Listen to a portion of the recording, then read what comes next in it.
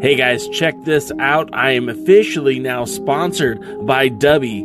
Dubby is a clean energy drink made to give you focus with no crash. If you guys are like me, you're always needing a burst of energy, especially with one with no crash.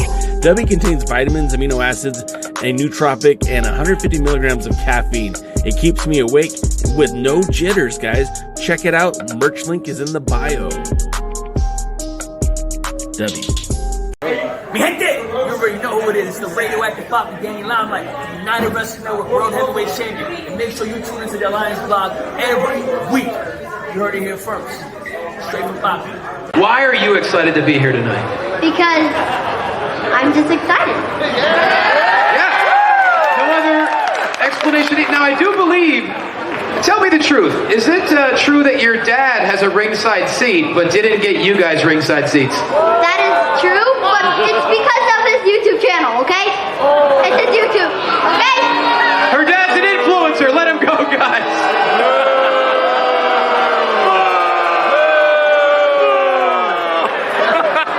But your dad's awesome, right? Yeah. See, he's awesome. Yeah!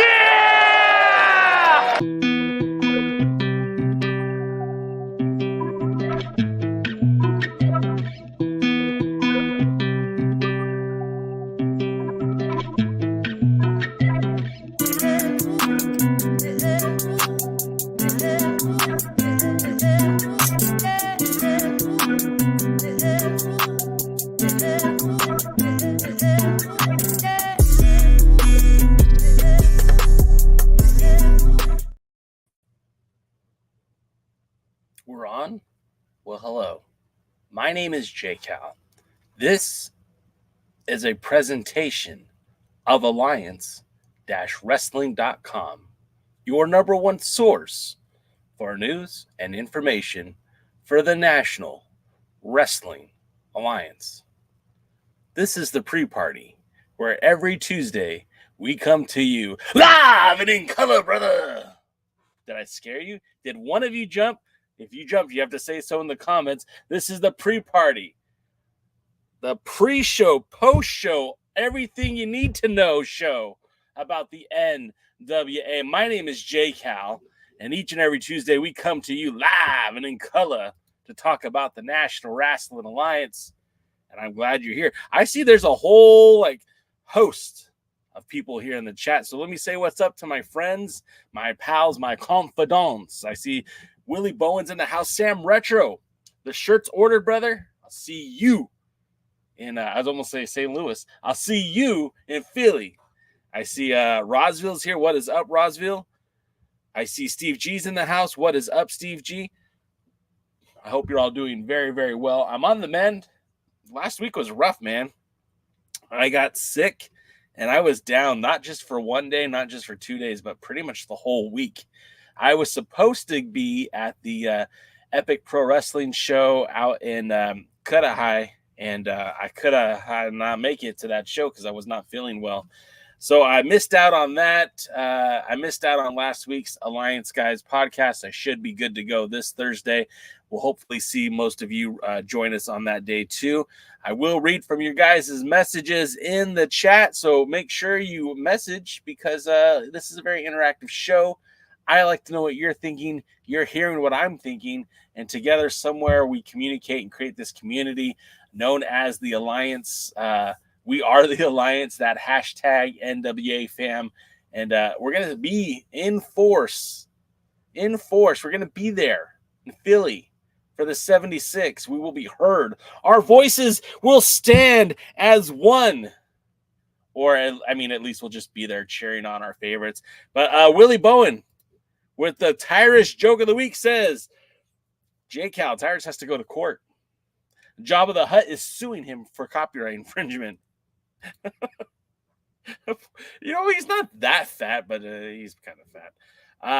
Sam Retro says he just got home. He's no way he's going to be missing these shows leading up to the 76. And we're excited about the 76. At least I am. Number one, I'm going to get to see some good people, some good friends. It's been far, far too long. But also it's the community, it's being around you guys. It's having that Alliance family coming together, and it's a pretty cool feeling, seeing everyone there. Hopefully either you're repping the Alliance merch if you have it, or anyone that's coming to the show. I have t-shirts being made up. If hopefully you let me know what size you're wearing, and you'll have a shirt when we get to Philly, as long as the postal service delivers on time. Roswell here, the unofficial, undisputed NWA Internet Championship champion, and he's got the title to prove it, brother. Steve G's here. Willie, did you see Tyrus's wife? Tyrus has a very nice-looking wife. Double D Devin Dowling in the house. Howdy ho, neighborino. Double D, are you making the trip to the 76? Are you going to be there in Philly? I didn't get you a shirt, but we could try to make something happen if you're going to be there. Willie said, Jake, what's your opinion on Tom Latimer versus Thrillbilly? Now, I have not seen the match yet, but I can only imagine it's going to be great, right? Because to me, I mean, those are your two measuring sticks right now in the NWA. I am a big EC3 guy. I feel like EC3 is definitely doing his job as world's heavyweight champion. I feel the brand itself is really letting the NWA down by not showcasing more about the history, tradition, and respect, the loyalty, hustle, and all that good stuff with the 10 pounds of gold. And I feel like EC3 is doing so much globally for the brand that we only see a small percentage, a small fraction of that on Power. And I really feel like that's a disservice that the NWA should remedy immediately. But with Tom Latimer and Silas Mason, I think you're talking about the two measuring sticks of the NWA. If there's two guys that I could see becoming the next world's heavyweight champion, those would be my two choices, at least on the roster. I don't know that anyone has meant more to the NWA than Tom Latimer. I'm literally looking at a poster that was made prior to the COVID-19, and the poster has like the question mark, rest in peace, Eli Drake, James Storm, Royce Isaacs, Nick Aldis, Camille, Zicky Dice, Thunder Rosa, Melina, the Hex, Aaron Stevens. And of all those people on that poster that made the NWA great at the time, the only person still on that poster is Tom Latimer. Tom Latimer's our day one guy. Tom Latimer has been here through thick and thin. Remember, Tom Latimer was part of the very first Crockett Cup. He and Royce Isaacs were the wild card team that came together during the Battle Royal and ended up coming in second place, only losing out to Brody King and PCO, the villains. And the fact of the matter is that Tom Latimer has held the tag titles. Tom Latimer has been a constant challenge for the 10 pounds of gold. Tom Latimer is a former television champion. Tom Latimer is a national champion. He needs the world title to cement his legacy. But at this point, no one has a longer tenure in the National Wrestling Alliance under the Billy Corgan era than Tom Latimer. So, yeah, I'm all about that guy getting his flowers, and I'm all about that guy getting the opportunity to carry the 10 pounds of gold, to be the national treasure, to be the gold standard of the NWA, right? I mean, he was there for Aldis. He was there for... He's been there through all these different champions throughout the time. It's his time. Yeah, I love EC3, and I don't think EC3 is done. I think there's still a lot more in EC3's tank. But that's the great thing about having several guys capable of carrying that title, that it doesn't have to be an annual title change. We don't just have to see the title change hand at an anniversary show. The title could change hands on any given Sunday and any given night and any given opportunity. And to me, I think if we're looking at it seriously, Tom Latimer is that guy. The time, it's overdue. And I love Silas Mason, and I hope at some point he gets a run with the 10 pounds of gold. I love EC3, and I don't necessarily want to see him lose the belt, but I think it's Tom's time. I think it's time.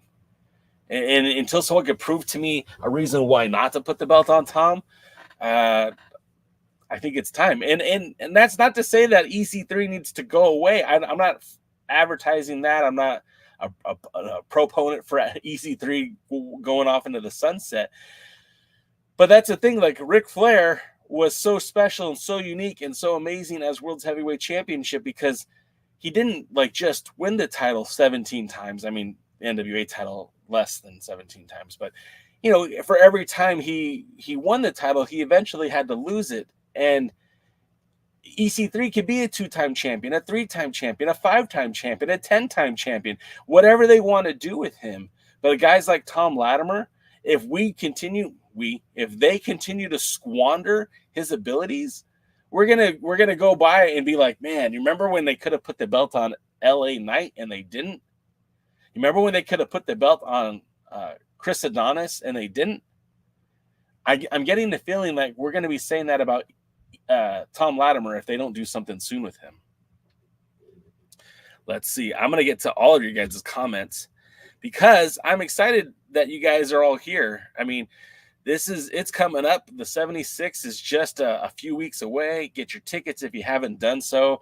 The tickets are available on the NWA website. Of course, we are your pre/post show for the weekly NWA Power on the CW app. If you haven't watched yet, make sure you tune in after this, or if you've already watched, let's hear about it. Let's talk about it. But yeah, I'm excited. Sam Retro says it's not the NWA build that has me excited. It's seeing the Alliance fam and the ones I've met and haven't met. Yeah.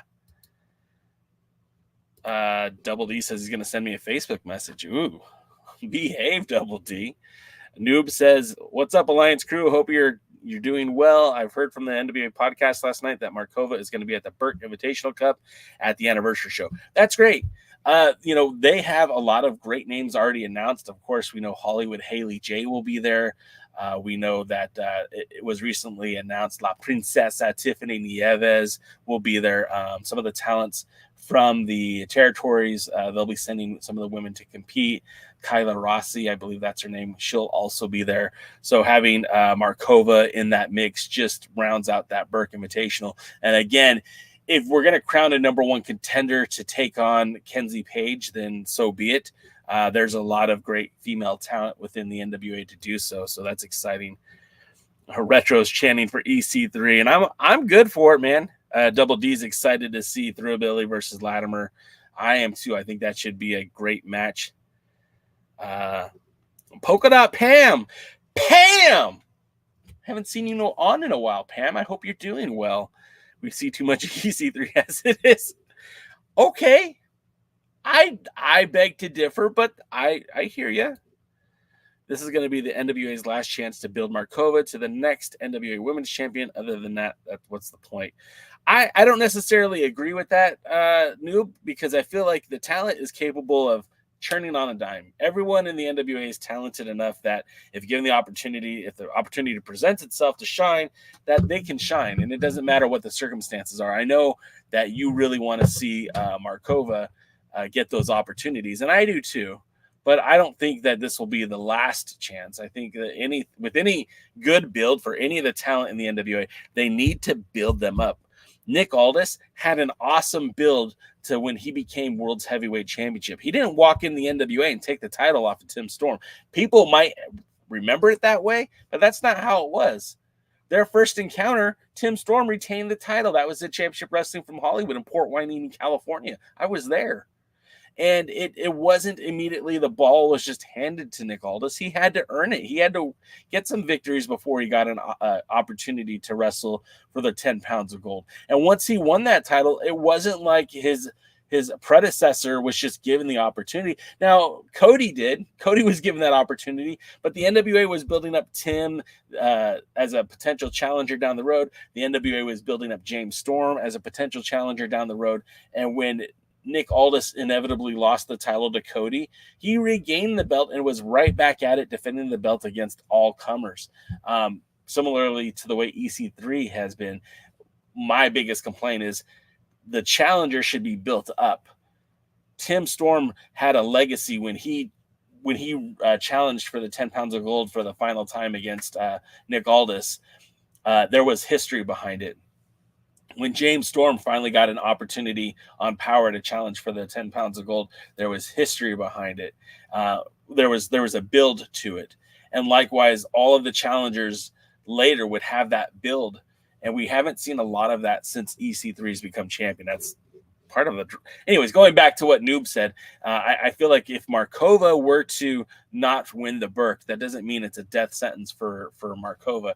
I feel like they just need to start building her up.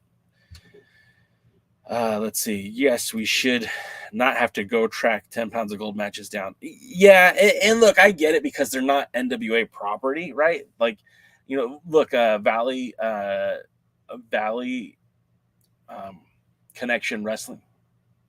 I can't remember the name. VCW. They did not necessarily put the match out available for the viewing audience, and you have to kind of go find it where he. Being EC3 defended against Honest John, and most promotions aren't like exactly just handing tapes over to the NWA to air on their YouTube. But I feel like it would be a good idea if the NWA were somehow at least showing clips of these in between. You know, if we're not going to get a full-on 10 pounds of gold just to see what the champ's doing, I don't know. But Pam says we see enough of him, so who knows? I have that poster too, yellow poster, early Power poster. Yeah, my friend actually designed that poster. That's how I ended up with it. I got one for free. That's when I was introduced to this whole NWA fam. That's right, man. Sam Retro says, Tom Latimer made his NWA debut at the NWA Tried and True Pro New Year's Clash pop-up event, January 2019. And who else has been on there since? Has been around longer, you know. How about EC3 versus Limelight? Look, I don't hate that matchup, but like the thing about Danny Limelight is he is definitely more a junior heavyweight. And much like when Honest John took on EC3, there's a noticeable size difference. Now, that doesn't mean I don't think they could work together because I think Danny's great. I think EC3 is great. But I don't necessarily think we're going to see a champion of a rival wrestling promotion in the ring with EC3 and vice versa. Pam, you know, and I feel the same way. You know, I feel the same way. They could have put the belt on Adonis and they didn't. And going back to it, like I felt like the prime time to put that belt on Adonis was the 312 pay-per-view, right before they went to Australia with the World as a Vampire tour. They could have done a short title run too. I mean, look, Adonis is good enough that he could have had a lengthier title run. And, you know, it might have been a better matchup to see EC3 and Adonis if that's how they wanted to go and build it. I don't know why they didn't put the belt on Adonis. He was really hitting on all cylinders prior to leaving the NWA. And I felt like, I don't know. I agree with you, Pam. I have some love for Adonis, and I wish they would have done more with him while he was around.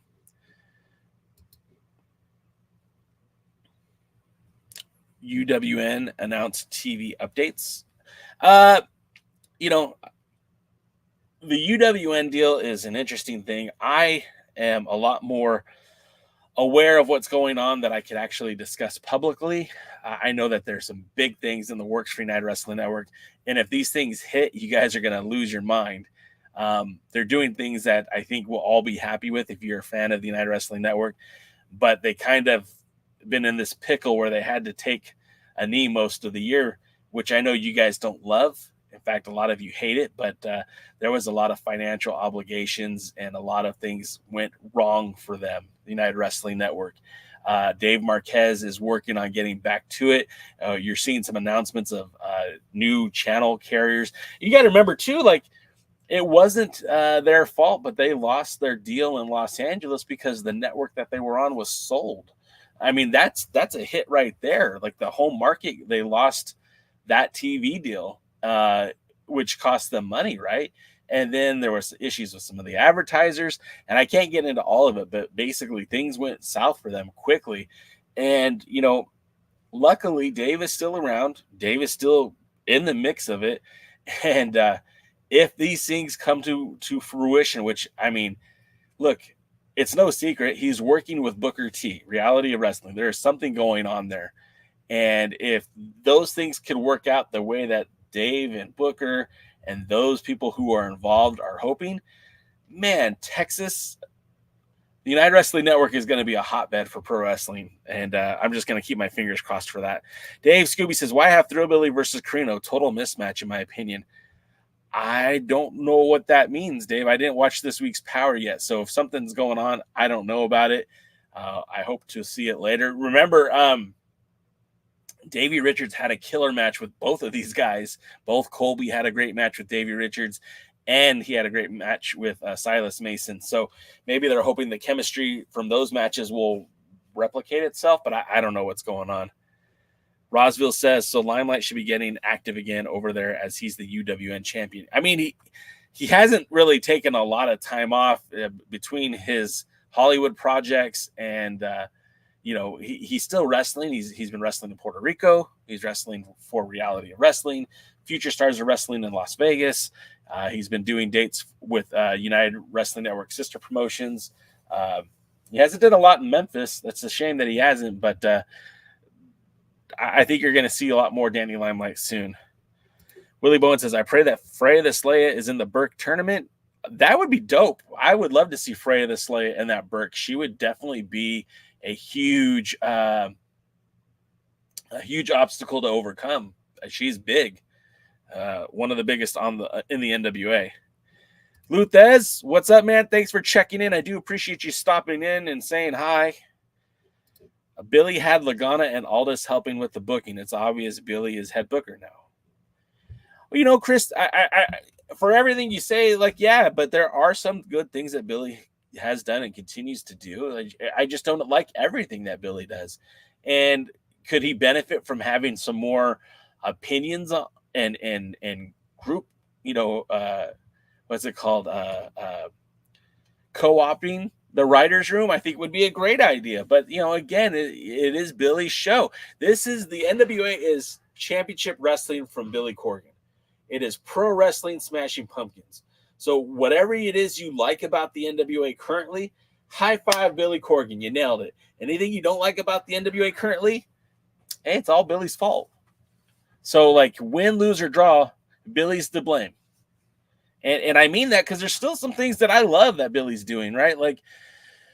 I think Murdoch's as a tag team is still fun. It's still exciting. I'm interested to see which direction they're going with the Southern Six. I feel like they had so much more momentum earlier on. What are they going to go now? Having THOM Latimer be one of your top guys, I think, is a great move. Lots of things. Bobby Batito's in the house. What is up, Bobby? I hope you're doing well. Good to see you again. Roswell says, making the booking committee a real thing. That would be smart. I agree with you. I think that would be smart. Bobby also said, I would like to see Barrett Brown versus Alex Taylor or Jack Hartwell in the NWA. Barrett Brown is an interesting case. I think if you were going to put Barrett Brown into an NWA championship match, they should have done that when they were in Forney, Texas, when Barrett Brown is a bit of a known commodity in Texas. And I'm not trying to put the guy down. I like Barrett Brown quite a bit, but I think his name carries more weight in the great state of Texas than it would anywhere else in the United States. And I think if you were going to pull that trigger, you should have done it in Forney.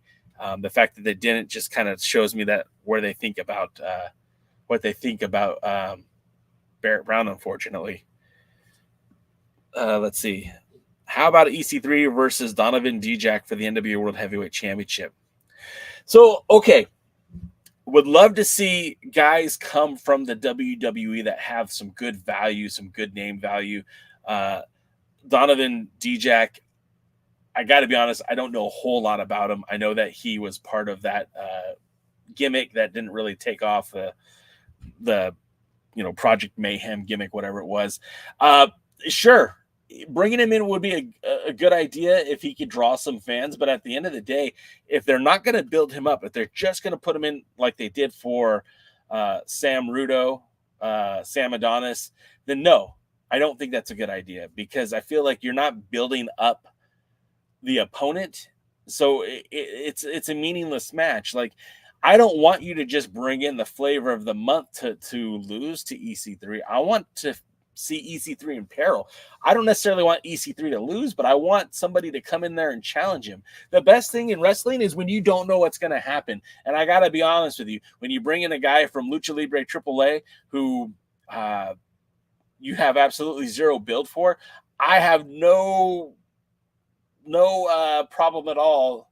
I won't lose any sleep over that matchup, you know. But when you bring in somebody like Richard Holiday, who, you know, the NWA has been building up Richard Holiday through Exodus Pro. I mean, I don't want to say the NWA has been doing that, but Exodus Pro has been building up Richard Holiday, and that matchup between him and EC3 at Exodus Pro has been pretty, like, you know, that's kind of been the big feud in the company right now. And if they were to somehow translate Richard Holiday to Power and have that match at the 76th anniversary show, like, there's some history to go with it, but they need to bring that to Power, because 90% of the audience isn't watching Exodus Pro. They're watching Power. And so these characters, these opponents need to be built up so that the NWA could benefit from it. Anybody that they're going to put in the ring against EC3, that person should already be getting camera time. We should be seeing promos. I'm challenging you, EC3. I want your title. Build me up and have them get wins over guys, you know, lesser known guys on the roster. Have them get a few wins over anybody, you know. I don't want to throw names out to, like, throw people down, but, like, a victory over Mims, a victory over Zion, a victory over you know, Dak Draper. Whoever's going to challenge for the World's Heavyweight Championship should have his feet in the ground. The NWA should know who he is, so that when 76 happens, whether it be on Power or the live event, like, fans should be questioning, like, oh, is EC3 going to pull this out? Otherwise, it feels like the whole thing's on autopilot, and it doesn't really matter who wins or loses. It doesn't really matter, because we know EC3 will be champion, and it's not a big deal. I don't like that. Roswell says all positive energy to Dave and the United Wrestling Network. Yeah, man. Scoob, didn't know that. Okay, cool. So that'll be interesting. Okay. I'm looking forward to it. It is a mismatch, but Colby has been, Colby's been used predominantly as a junior heavyweight in his time in the NWA. So, you know, unless the fixers are going to be there in his corner, it becomes some sort of six-man deal with Southern Six. It just doesn't make a lot of sense. I agree with you, Scoob. Maybe there's going to be ultimately a prize for the winner of that match. I just don't, I don't know who or why or what. Jay Cal versus Gary Horn. See, that's the problem, man. Maybe it's Jay Cal and Gary Horn versus somebody else, because Gary's my guy. Like, there's no animosity. I would hang out with Gary. I would buy Gary dinner. I'd fight for Gary. I'd make love for Gary. Sorry, too far, Jay, too far. Make the booking committee a real thing. Put Ricky Morton on it and have him screw over EC3 by giving Kerry a title match. See, I don't hate that idea, actually, Devin. I don't. As long as it's being built up, right? As long as they're planting seeds and paying off that garden, right? It's all about gardening for the NWA. And I mean, like, you got to get in there with your rake. You got to get in there with your shovel. You got to get in there with your hoe. And you need to build this garden so that we can enjoy the fruits of this garden, right? Does that sound stupid? I just wanted to say ho anyways. The taping schedule is the biggest thing to me. Carrying the energy week to week in real time hits different. Yeah, Roswell, I get it, but I feel like if they did a better job of building up opponents instead of just randomly throwing matches together. Like this week, we get Silas Mason versus Tom Latimer on TV. Where was the build for that? Who did Silas Mason beat to get a title shot? You know, they crowned the U.S. Tag Champions recently, and the Fixers were in that match to crown the new champions, as were the Slime City Boys, and it's just like, what was the build for that? Why, you know, excuse me, I guess that match is going to happen at the pay-per-view. Anyways, what I'm trying to say is, where's the build for it? If you're giving me credible build, if the storylines are there, like, hey, they got a victory over this team. Hey, they got a victory over this team.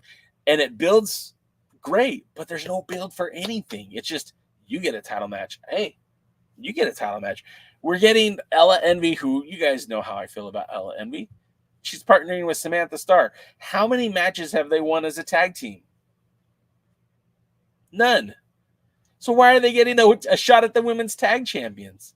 It's stuff like that is so infuriating to me because wins and losses don't matter, right? There's no story for anything. There's no build for it. What's the storyline with Ella Envy and the King Bees? There's nothing. There's no connection. There's no correlation. It's boring. X-Pro and Richard Holiday is the man, the guy. Yeah, I mean, I like it. I think that Exodus Pro is doing a good job with building Richard Holiday. The NWA should be taking notes. Holiday just lost to Tyler Franks on New South Pro Wrestling, losing their heavyweight championship.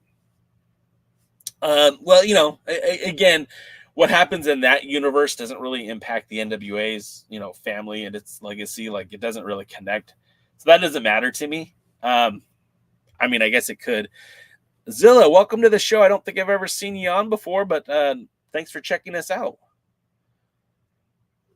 Steve says, Bobby, I agree. Also bring in Heather Reckless. I missed what Bobby said. Oh, it would be nice to see Viperous and Savannah Stone in the Burke Invitational Gauntlet match.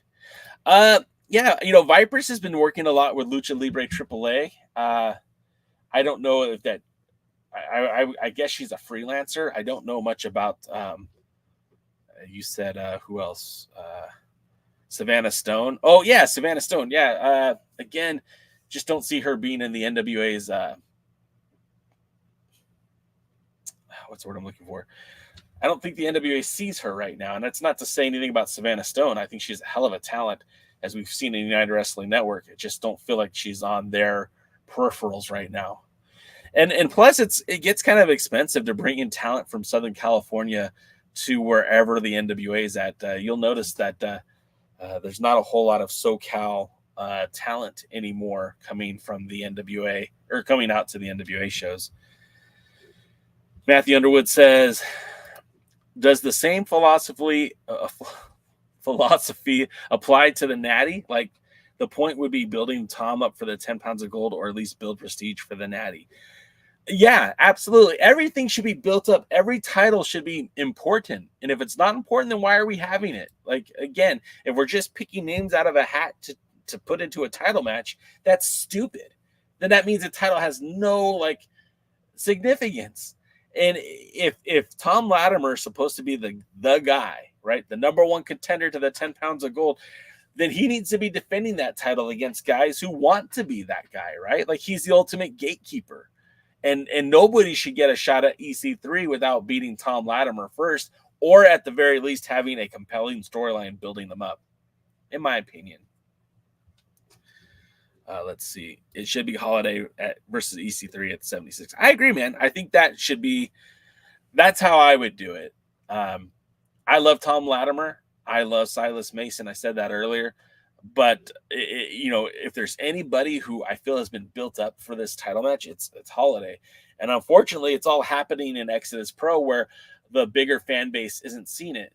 It's easy. Start putting those clips from Exodus Pro into Power episodes. Start putting those promos from Exodus Pro into Power.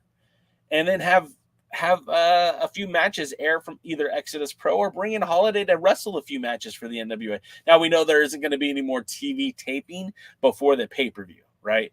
Everything's already in the can, so everything's already done. But that doesn't mean you can't bring in matches from Exodus Pro that show Holiday being built up to be that challenge for EC3. To me, that's the smart money, unless they have done a better job of building this up, and we just haven't seen matches yet for that world's heavyweight title. The Dawsons should be in Colby's corner. The Dawsons, I don't know, man. Matt, I know you, and I know our pal. All of a sudden, I just drew a blank in the name. I know a lot of people who are big on the Dawsons. Doty, initial Doty loves the Dawsons too, but I don't know, man. I just think they're okay. I never was all that way blown away by them as a tag team, let alone a reason to bringing them back at this point. You got the fixers, you've got bigger guys and better guys. I don't see where the Dawsons fit in at this point. Roswell says, I agree. Random matches are stupid, but if we are in real time with the taping schedule, the energy carries week to week and the fans can really feel the build, but random matches at 76 is whack. Again, I hear you, Roz, but I feel like if we were building these matches, if the storyline was there, if there really was somebody executing a plan for each title, for each storyline, and matches were filmed accordingly, then the match that I see on today's Power directly connects to what's going to happen at 76, whether it be the win or loss of a wrestler setting up a matchup at 76. I feel like I'd be excited about that. For example, I used to love the show called Agents of S.H.I.E.L.D. on ABC. It was part of the whole MCU Marvel TV show, and they tried to make it part of that grander Marvel universe. Now, a lot of times what was happening on that show directly impacted what was happening in the movies. But then as the show continued on, there was a huge divide between the two. And once that divide took place, the show was still good, but it was never as good as it was when it was connected to that Marvel universe. And so when the show got real weird, it was still an entertaining show and the storylines were still there, right? But it wasn't connected to the bigger source. And that's how I feel like Power is right now. There is no connectivity to what we're going to see at the pay-per-view. The storylines aren't there. And there's no real, it's connected in the fact that it's still the NWA, right? It's still the World's Heavyweight Championship. It's still in the national champion, but there should be some sort of connections to the weekly show. And it's not a pay-per-view anymore. It's just an extended TV taping, but there's no tie from that to this. Sam Adonis was the last person to challenge for the World's Heavyweight Championship. No, excuse me, Wrecking Ball Legursky was the last person to challenge for the 10 pounds of gold on TV, but it felt so disconnected from everything else. We just got done with the Crockett Cup, and now we have Wrecking Ball Legursky challenging for the title. It just felt weird and, like I said, disconnected. Bobby says, I liked Ella Envy like you. I wish she was in the Burke Invitational Gauntlet match. I'm actually happy that she's in the tag match. I just wish that the storyline was built better. Cool. Ella Envy does have history with those tag titles. There is not a single wrestler in the NWA more connected to the women's tag team titles than Ella Envy. She's held it now three times with three different partners. And if she wins this time, it'll be the first time not as a pretty empowered wrestler. So there is that connection to it. But what's the connection with her and Samantha Starr? Samantha Starr was her manager for the longest time. I mean, we've seen on two different title attempts, one with the world title, one with the television title. And we haven't really got a lot out of that. And we haven't seen them as a tag team. We don't know how well they're going to work together. And I'm kind of tired of just throwing together tag teams, getting opportunities for the tag titles. Build this stuff up. Build it up. There's time. There's 52 weeks of television a year. You're doing quarterly signature live events. So every 3 months, we're doing another signature live event. Then build up to that. Right? Backwards. It's easy. Young Bucks are never here. Fair enough. The NWA needs a West Coast presence. I need to get this startup going. Maybe. I don't know that the NWA will ever have a West Coast presence. It feels like they might be better suited what they're doing now, in the middle of America. The center part of the United States seems to be good. They have Chicago. They have Nashville, Knoxville, Cellarville, Columbus, Ohio. I mean, those three states kind of do a good job of containing the NWA at least at the moment. I think the Exodus Holiday versus EC3 has something. I think so too. That's another one, man.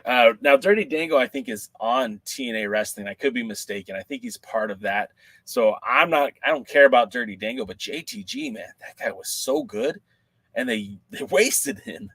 I could have seen them do so much with JTG, and they just didn't. It's a shame.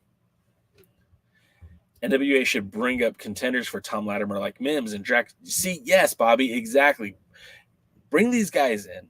Look, Mims just got a great win against Zion last week, right? Now have Mims get a few more wins and then maybe challenge Tom for the national title. He doesn't have to win, but you're building them up. You're putting them in, giving them some victories over some good guys, and putting them in line to get a title shot. That's all it takes.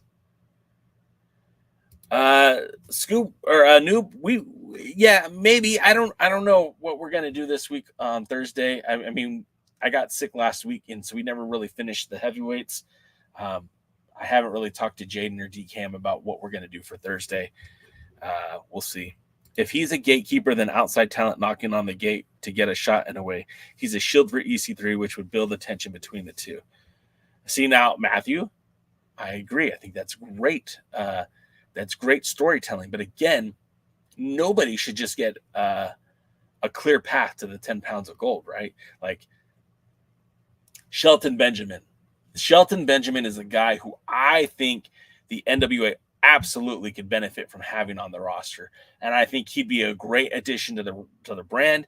And I think even potentially winning the 10 pounds of gold, even at his advanced age, I think Shelton Benjamin could make money for the NWA 100%.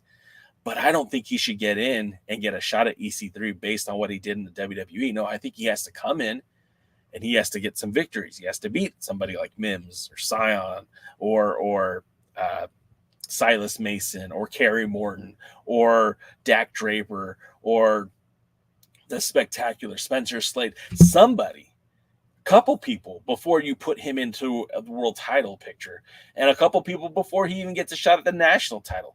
I think everybody needs to get their feet wet before we give them title matches. Sam Adonis still burns my biscuit.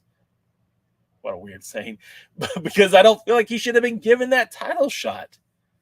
You know, if you're going to be in Forney, Texas, Jax Dane is a Texas native. Tim Storm, maybe that should have been Baron Von Storm. Look, Sam Adonis didn't bring one person to that venue that night. Nobody came to that venue to see Sam Adonis challenge EC3. So what was the point of paying that guy whatever it cost to get him there, when you could have used guys on the roster? Hell, Vampiro versus EC3 would have been a better draw than Sam Adonis. D-Jack versus THOM could be a 7-star Meltzer jerk-off. Jesus Christ, Matthew. Chloe Bennett is connected to my source. Chloe Bennett is a national treasure, and there will be no besmirching of Daisy Johnson, Quake, or Chloe Bennett on this or any of the Alliance blog. Roz, that's good to see. Then that's great, Roz. We're two level-headed, like-minded individuals who think that the NWA could be better with just little tweaks. Just little, like, just give me some storyline, man. I'm not begging for you to restructure the entire NWA. I'm not telling you that Billy's booking is awful. Sometimes it is. All I'm asking for is some continuity, some storyline, some building, you know? If Rolando is going to be the giant killer, then have Rolando start killing some more giants. If Spencer Slade is the future, then give some Spencer Slade some guys to beat up.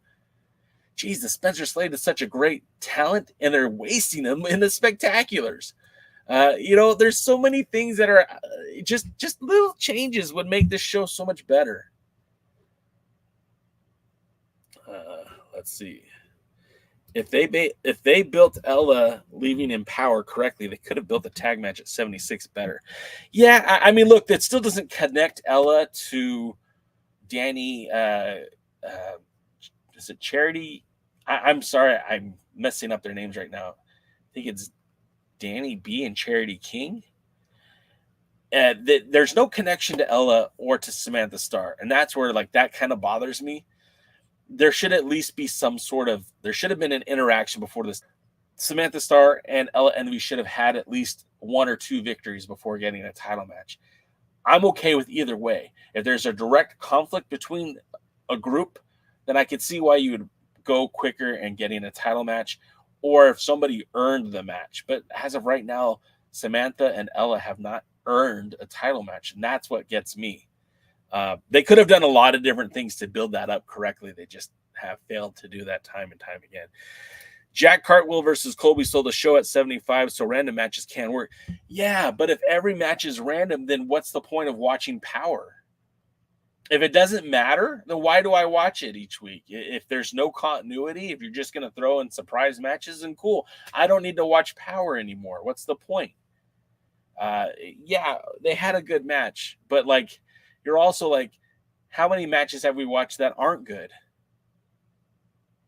Be honest with yourself, Matthew Underwood. How many matches have they put on TV and expecting us to care, and we just don't? Lots. The best way to build wrestling has always been at its best when the wrestling is good and the stories are connected. I'm not saying this has to be a male soap opera. Doesn't. I don't need extra drama. I don't need a lot of convoluted storyline, but there should be some storyline. The wrestling, I don't feel like this is Ring of Honor level wrestling from a couple of years ago where the storylines didn't really matter. The storyline has to play a role into this because the matchups aren't great enough to carry the show. Period. The wrestling isn't that peak level style of wrestling. This isn't the greatest wrestling on the planet. It's good. The characters are interesting, but you're not giving me a whole lot to fall in love with. Breadcrumbs here and there. I don't know. Give me a reason to hate Silas Mason. Give me a reason to hate Tom Latimer. Give me a reason to hate EC3. Or give me a reason to love him. But give me a reason to cheer or boo. This whole, what's the difference between the Southern Six and Murdoch's, right? What has Trevor Murdoch and Mike Knox done that is so holier than thou that they're well-respected fan baby faces, right? Nothing. I've seen them cheat in matches. I've seen them do dirty-handed tactics. What have the Southern Six done? Same thing. They've cheated to win. They've done underhanded tactics. It's not much different. Why do we cheer Murdoch's and boo the Southern Six? Because of Carrie? When you're hot, you're hot. She could have been tired of carrying Kylie and Kenzie. Yeah, look, Retro, you're right, man. Like, they could have done so much to build that storyline with Ella, and they dropped the ball. Again, where's the storyline? Double D says they could get Shelton and Charlie Haas. That'd be great for the Crockett Cup. Nah, man. Charlie Haas ain't it. Shelton, yes. I just saw Shelton last month. Dude is still great in the ring. Great. He is competing at high levels. I would love to see honestly, a Shelton Benjamin versus Spencer Slade feud. Oh, forget it, man. That would be killer. That match doesn't need a build. That would just be two excellent athletes going toe-to-toe. That negates everything else I've said before. But outside of that, maybe Silas and Shelton. But outside of that, and then Charlie Haas, I'm a big no on Charlie Haas. Lashley in the NWA would be some that would be business too. But again, I don't want him to be just here is Bobby Lashley. Give him a title shot. No. Have him come in and beat somebody. And if Bobby Lashley comes in and beats Silas Mason, are we going to go oh man, Silas sucks? No, we're going to say, damn, Bobby Lashley's good. You know what I mean? It's not a disservice to lose to a guy like Bobby Lashley or Shelton Benjamin, but make them earn it. Yeah, I would love to see I'd love to see the whole Hurt business in the NWA. But that's another story. Bobby says Shelton Benjamin versus AJ Kazana. Again, that wouldn't be a bad match either. I don't necessarily see the correlation because I see Shelton Benjamin as more of a very technical aspect side of wrestling where he's going to blend a lot of the amateur style of wrestling with more, the scientific wrestling, where I see more of AJ Kazana as a smash mouth guy, right? I want to see a Haas fight. I want to see AJ Kazana and Jack Stain, or AJ Kazana and Wrecking Ball Legursky. Some real smash mouth, big guys doing big guy stuff. If I'm going to see Shelton Benjamin, I want to see more of that scientific style of wrestling. Again, Spencer Slade would be a good choice. Silas Mason would be a good choice. a lot of people don't know, but Silas Mason is very good in the ring in terms of mat style wrestling. It's just because of the nature of his size and stuff. You kind of see him more as a power style wrestling, more smash mouth, but he could really go too. But yeah, I mean, yeah, there is no real wrong answer. But again, Kazana isn't a champion. So if you brought in Shelton Benjamin versus AJ Kazana, that's exactly what you would need to kind of elevate one of those guys to that next level. Mason versus EC3 should be the Crockett Cup main event. Yeah, that would have been fine with that too, Retro. Shocking by his absence, Silas Mason was not at the Crockett Cup at all. I like the new Spectaculars, Spencer Slade, and who is the other guy? They're not bad. But again, give me some meat to it. Don't just put a team together. Give me some meat. Let me see what they can do. Give them some wins. If there's no payoff after 8 weeks, then what's the point? Exactly, Roz. Exactly. You could have a number one contenders match between Ella Envy and Samantha Starr versus Ruthie J and La Rosa Negra, and the winning wrestlers against the King Bees, Danny B, Charity King at the NWA 76. Bobby, that would be more thought than what I've seen the NWA put into that matchup. They've done it before. I wouldn't hate it if they did it again. To be quite honest, I wouldn't hate it. At least there's something that builds up to it. But again, with social media being a thing, there's no reason why this stuff can't be planned out ahead of time, and using social media and incorporate that with the CW, doing these promos backstage, building all this stuff up. Why aren't they? It seems like we see more and more companies are using their social media presence. Hell, the NWA, it doesn't seem like they care about the social media presence. Yeah, they're retweeting stuff that Kylie's doing or retweeting stuff that Kenzie's doing, but it's like you could be building up these matches for 76 on social media. We go to indie shows to watch random ass matches. We watch wrestling television because we like sports entertainment. I love pro wrestling, by the way. They have good television is to be entertaining. Yeah, man. Charlie didn't do okay. Years and years ago, Charlie Haas was on our podcast, Talk NWA, and after he did not win the title from, I think he was wrestling Lance Archer, he kind of went away, and then a few years later, someone asked him about the NWA, and he pretended like he didn't know what the NWA was. So there might be a little bit of animosity, but the guy's been mostly retired from pro wrestling, and that's my biggest qualm is I don't want to see the Dudley Boys necessarily in the Crockett Cup, because I know that, Bubba, who's still semi-active on the independent circuit, would be fine, but Devon isn't. Devon has a heart condition. He shouldn't be wrestling at all anymore. So for that kind of an instance, it's Shelton Benjamin, find him another partner. Shelton Benjamin and Mims under the direction of Church's Money. Why not? Zicky Dykes versus Max, book it, and new TV champion. Again, I wouldn't hate it. I wouldn't hate Zicky Dice and Max. I don't know. He's the guy that I'd have take the belt off of Max, though. But Retro says Lashley and EC3 have old history, but they don't have NWA history. And that should be something. I get it. Billy Corgan feels like if you watch the NWA, you probably were watching what he did in TNA. I watched zero Billy Corgan TNA wrestling. None of it. Not 1 second of it. In fact, I was pretty much done with TNA wrestling about the time Samoa Joe was done with TNA wrestling. No fly-by-night BS. Exactly. We have Church's Money, damn it.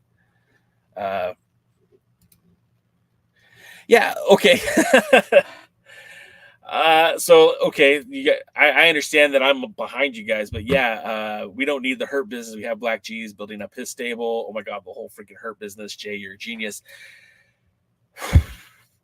both of these things would be great. I don't think that they need to be mutually exclusive, and why not bring them all together? Why not hurt business and church's money? I mean, it's not the first time that Black G's has mixed his stable with somebody else's. And to be quite honest, if you can't get MVP, Black G's is a great talking head for the group. And if you do have MVP, he could still be a great talking head for the group. I think it would work both ways. But Lashley and Benjamin and MVP added to the NWA roster, I don't think hurts anything. And again, putting Mims with that group with Black G's, I mean, damn, what a way to make Mims into a bigger star than he already is.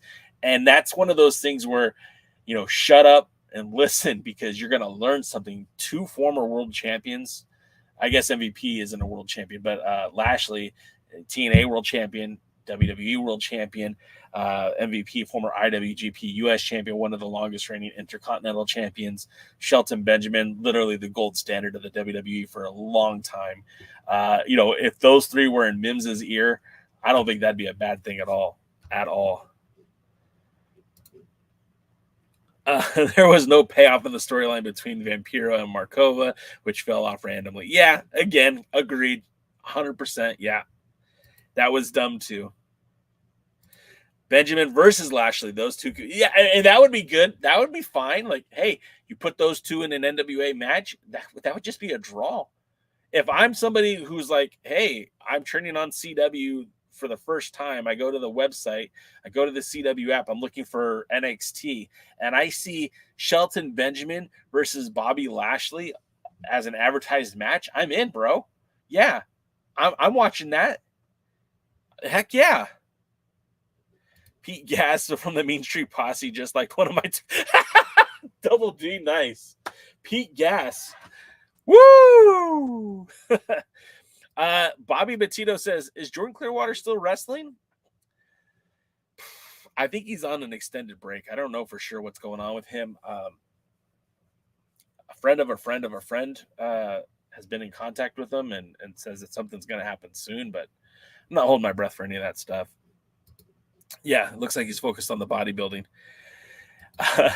David says the NWA needs more territories, and I'm going to say no. I don't think they do need more territories. I think they need to just keep building upon what they have right now, which is getting this talent, ready for the next step. There's a lot of, they now more than ever, they are inking these exclusive contracts, where before, I don't think before that the majority of the roster was under a signed, sealed contract. Now you're seeing every couple of days a new NWA talent has been inked to an exclusive contract. And that means like a couple of different things. Maybe that they're going to start licensing some NWA likeness to, toys or video games or something of that nature.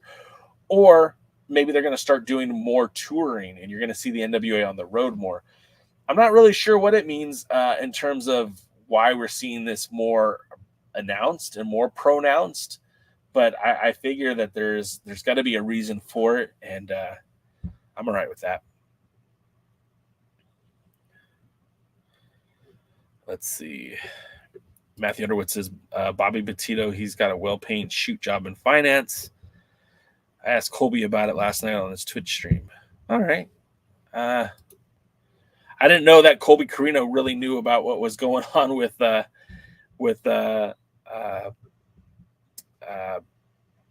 Jordan Clearwater, but that's cool.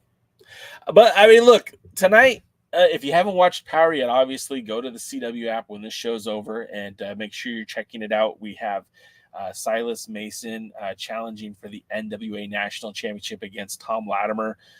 There are more matches that I don't exactly know off the top of my head, so I'm going to have to go and look real quick. It looks like we have an NWA World Women's Tag Team match with the King Bees taking on Ruthie J and La Rosa Negra.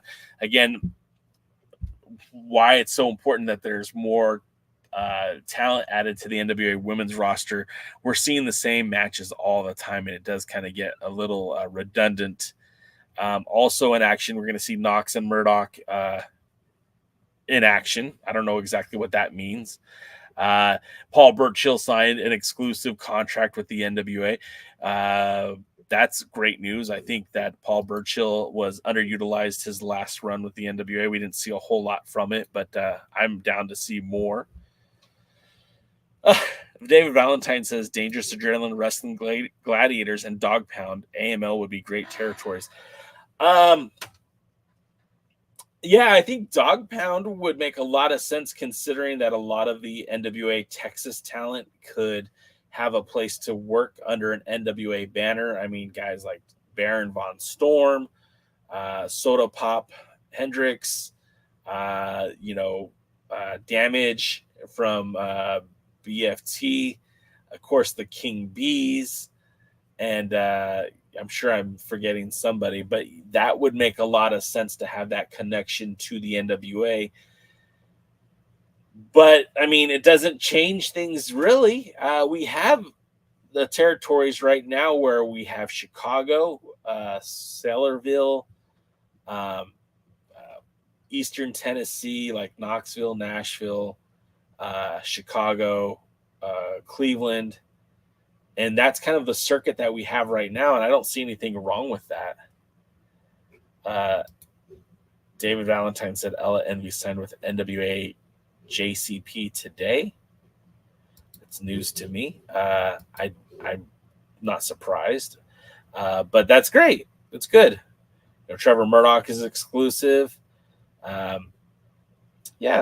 look, there's a lot of good things happening for the NWA right now, and I feel like the National Wrestling Alliance, we're going into 76, and it's a big weekend for the NWA. It's going to be a big event.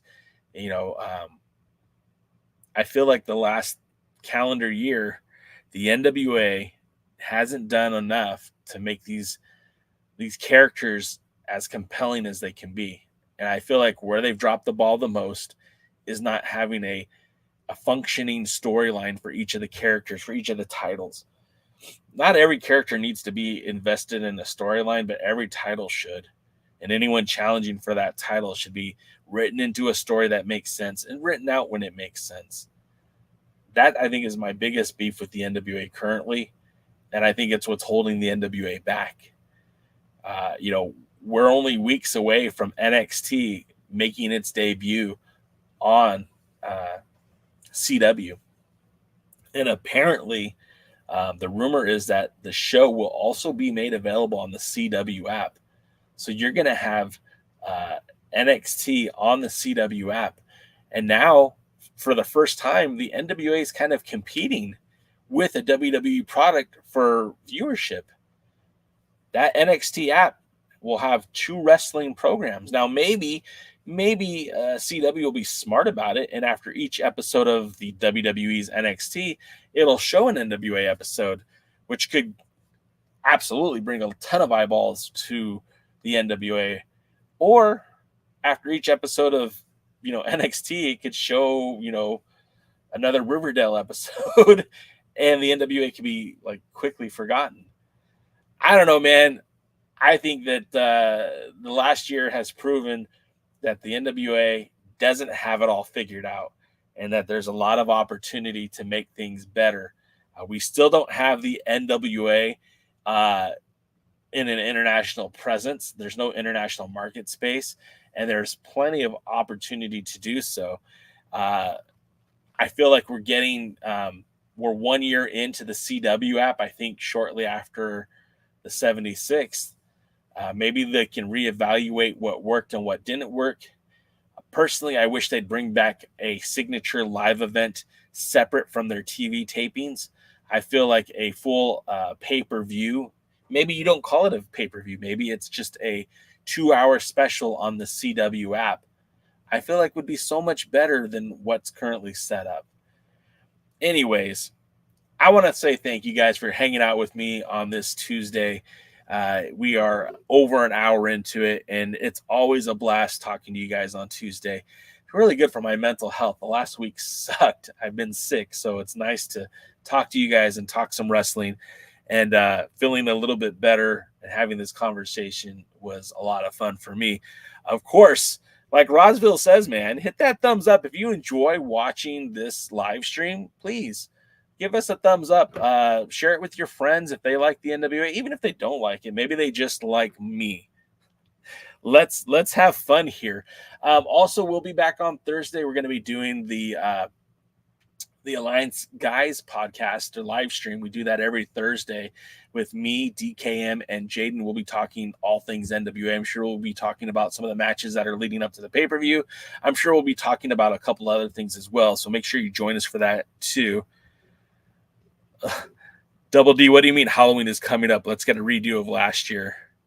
What do you mean? What do you mean, Double D? We might, Matthew, I think we're going to do a watch along. That was a lot of fun. And I feel like if we as a community puts the effort into watching Joe Kazana Promotions, which I think is the best NWA territory at the moment, I think it'll be a lot of fun. So yeah, Thursday, join us for the Alliance Guys. Like I said, we'll probably be doing a watch along. And yeah, man, thanks for being a part of it. We do have some more merchandise at the Alliance Guys merch store. It's not the Alliance Guys, the Alliance Blog merch store, which the link is in the video description. We also have some new shirts, some new hats, and yeah, we have a lot of cool things coming. So stay tuned. Also, if you want to support the channel financially, besides buying a shirt or a hat, you can check out Dubby as your alternative to canned energy drinks. Again, we have a myriad of flavors here. And then also we'll be back with Trophy Smack. If you need a championship title for your fantasy baseball league or your fantasy football league, Trophy Smack is the way to go. Once we hit 5K, and brother, it's coming close. It is so close. Your boy Jay's going to get his own Alliance Blog Championship title made up, and I'm so excited about that. When it happens, we'll videotape the process. You guys will see the belts, and we'll talk about that. But so much great gratitude for you guys being here. Again, if you like the channel, give us a thumbs up, like, comment, subscribe, all that good stuff. And until next time, we will see you at the match. Thanks for checking out the pre-party, a presentation of Alliance-Wrestling.com. You should hit that subscribe button and join our community. I also want to remind you that we recap NWA Power every Thursday at 8 p.m. in the live stream. We try to stay social, so find us at the Alliance Blog. And until next time, we are the Alliance.